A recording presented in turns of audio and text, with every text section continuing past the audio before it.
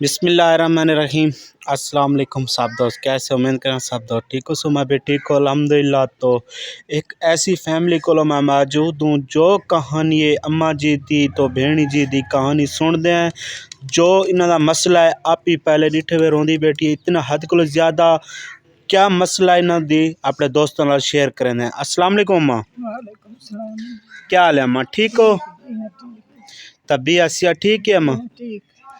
اماں تو مقصد کیا ہے ویڈیو بنواون دا؟ میرے چھوٹے چھوٹے بچے نے گھر میں پڑھتے گئے، جی ہاں۔ نہ کوئی کھاون پیون دی کشا نہ کوئی مکان۔ اچھا وہ آدھن پڑھتے ہیں گنجائش ہوے تو پڑھاواں۔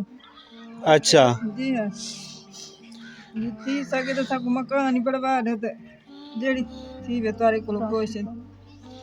راشن پانی آپ ہی کیا دے پہ آوے؟ سب راشن پانی بھی چاہیے، گھر بھی چاہیے۔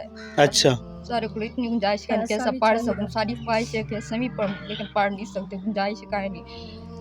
ابو جی کا نہیں 7 سال تھی گئے، ابو میں نے تو ساری بھی گنجائش ہوئے لیکن بھائی ایسے ان کے پڑھیں دے بھی نہیں ساری امی دی گنجائش سب کو پڑھا سکے۔ اچھا سب کو ہر چیز چاہیے، جی ہر چیز چاہیے۔ بیوہ امی بھرا چھوٹے کوئی کھاوان کو نہیں، ہفتہ تھی گئے کھادی کشا کان باسی میں گزارا کریں دے پائے۔ مائیں طلاق شدہ ہاں، میرا ایک بیٹا ہے۔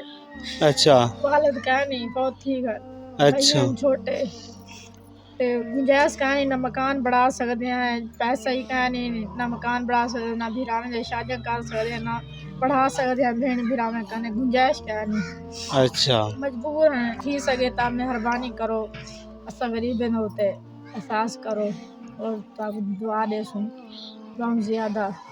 چھوٹا میرا بیٹا ہے، میں طلاق شدہ ہاں، بیوہ ہے۔